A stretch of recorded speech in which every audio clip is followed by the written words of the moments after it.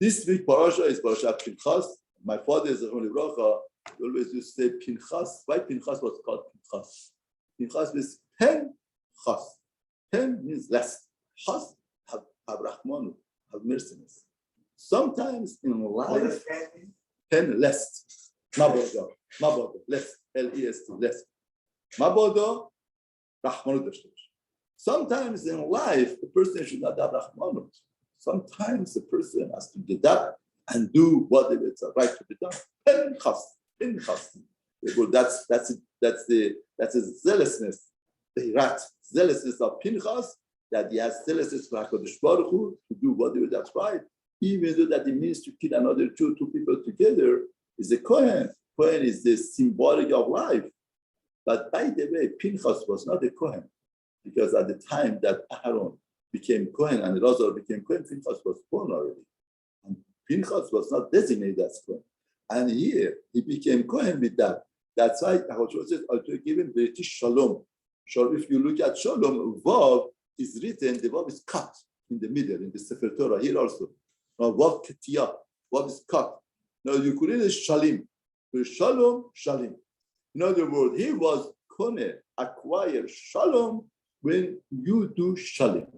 When you do, it acts as complete, acts as good, you bring Shalom. A lot of times in life, we feel if we do the right thing, no, it doesn't bring Shalom. For Shalom, we have to do this and that. Torah tells us no. If you want Shalom, do the right thing. Right thing at the end of the thing brings you to destination. Person should not make a fool out of himself. If Pinchas would have said, oh, it's Zimri, it's a Jew, let me not to do this, not to do that, then the Magifa would be much stronger and would be killed. Therefore, sometimes, even a Kohen, doesn't matter, you are a Kohen to give life. Sometimes the best way to give life is blessed to have mercy. Now, the Chazal tell us the Avoda Zara that they related and the Avoda Zara that worship was Peor. What's the Avoda Zara of Peor? Avoda Zara of Peor is a type of Avoda Zara that the person goes to, puts the cover, goes to bathroom in front of the Avoda Zara.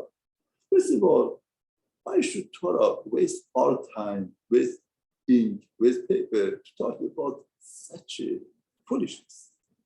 If people worship sun, moon, worship something powerful, then we have to talk about it.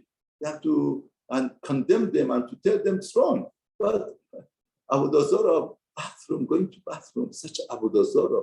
And the Har Israel, these are the Talmidim of Moshe. 38 years, they're going to fall in that. And Arayot, what type of business is that? And what's the understanding of this Avoda Zara? First of all, you have to understand why there is a system of bathroom. Imagine somebody comes from another planet that they don't go to bathroom. And it comes to your house and you see it's a tour. Here is dining room, it's a living room, bedroom. Comes to this bathroom, you have to explain to him what the bathroom is about. It's a little bit embarrassing. He got used to it. It's embarrassing. Somebody comes around the planet, never goes to bathroom. I have to explain to him what bathroom is. It's embarrassing, Now, the Gemara says, why did HaKadosh Baruch Hu create an Adam that Adam has to go to bathroom? What's the function of the bathroom? Everything HaKadosh Baruch Hu is not a just mystery. It's not we don't believe in things just happening around them. Everything has a reason.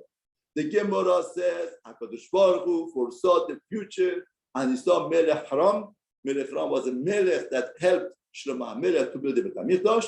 He gave his wood for the Beit HaMikdash, and then he saw that the Shekhinah of HaKadosh Baruch Hu, the high point of the Har Israel is Beit HaMikdash and Shekhinah. Everything is standing on his wood. So what? I'm such a person, such a majesty, such a kavod. He fed himself more and more arrogancy. He finally made himself to God. And he has such arrogance. HaKadosh Baruch Hu says, I see a person could be so arrogant. I create a system in him that reminds him, you are not a God. No matter you are the greatest empire in the world, you have to go to this place. You need this function. It's a function that everybody has to go through. Interestingly enough, Haro claimed that I'm a God. He did everything. He ate, he slept. But one thing he had to cover. What? He couldn't go to bathroom in front of people. You see from Torah, Paro had to go to the water, and Moshe Rabbeinu went to the water next day and said, oh, you could fool everybody. You cannot fool me. See, you see from the Paro, if you are a God, if you are such a great empire of the world, you wouldn't do stuff. So therefore, this function. That's why Mishnah Berurah says, when a person goes to bathroom, it's the experience of humiliation. The person has to understand how humiliated a person should be, how humble a person should be. A person should know that, you are nothing. What is it? I so feel that everybody has to bow down to me. Everybody has to, who are you? What are you? In other words, the person could get to such a point that, and it's such a low function of a person. I want to ask a question. You're going to go to your God. How are you going to go to your God? With the highest function that you have, or for the lowest function that you have? I don't know about the God, but I know about the teacher. If you are in this classroom with the younger children, what do you think? A child that's a little bit smart, he goes with a very low function. Doesn't want to show a great function. Why? Because the greater he shows his potential, the teacher demands him more. Therefore, if he's a lazy boy, what does he want? And by nature, all of us are lazy in a way. We go with the lower function, not have expectation. I don't want the teacher to expect me to know everything, this and that. Therefore, we would have thought that the person goes with the highest function to his God, but we are wrong. If somebody goes after Avoda Zara, why is he running from Hashem going after Avoda Zara? Because he wants to justify his own style of life, the way that he lives. Therefore, what does he want to relate to his God, to his idol? He wants to show his idol, see, we are nothing, we are nobody. What are you expecting from us? Don't expect anything from us. We can't. We are nobody, we are nothing. Now, ironically, living with Moshe Rabbeinu 38 years and understanding the majesty of HaKadosh Baruch Hu and the greatness of Hashem, you are the best candidate to know you are nobody. Because they understood Hashem, they understood Moshe Rabbeinu, they understood Torah. In other words, we learn Torah, but we don't know. We have that drop of the Torah. But once you are exposed to all of the Torah, Moshe Rabbeinu, you are the best candidate to understand that you are nobody. Nothing in front of Hashem.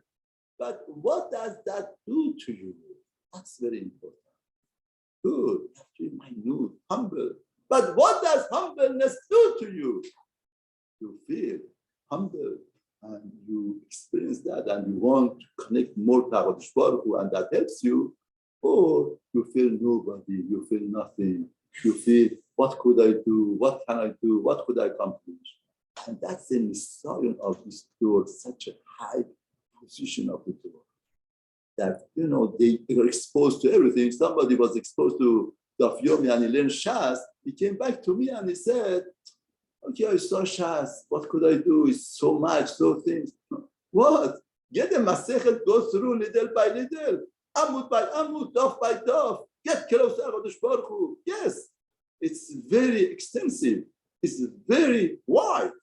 But you do whatever that you could and grow little by little. It was a trap for the Israel here. It's Avoda Zara of nullification. And nobody and nothing. The greatest Avoda Zara, what's inside of you. If inside of you, you feel nobody and nothing, that's the greatest Avoda Zara. And what was Avoda Zara going to pass on? In other words, you show that I'm nobody, I can't do anything, don't expect from me, no expectation, nothing. That's the best way of running away from HaKadosh Baruch Hu and going to Avoda Zara. That's why they fell into this Avoda Zara, and that became a very, very alive lesson for the Kahal Israel, going to Eretz Israel to understand that you are very important. Even though that we say that we have to be humble and being important are not two different things. Now, the gavel comes when you think that what you are doing it, not HaKadosh Baruch Hu gave it to you. Humbleness doesn't mean that you feel you're nobody, nothing. That's stupidity. That's foolishness. Everybody has a role in Avoda. Everybody has a position. You are very beloved to Hashem. Hashem says every neshama is like a Sefer Torah. And like that, Sefer Torah has to be read, has to be open, has to be demonstrated in the Halisot, in Kedusha. Everybody is a Sefer Torah, but it's Kedusha. Now we have to see where, how. But once we do it, then what happens to us? I did it, we didn't do it. You have to bow down to me.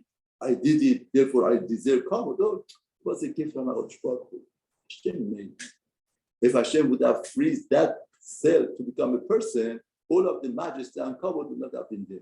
Therefore, you relate to HaKadosh Baruch Hu, and through that you serve Hashem better, and that's the purpose of our life on this earth.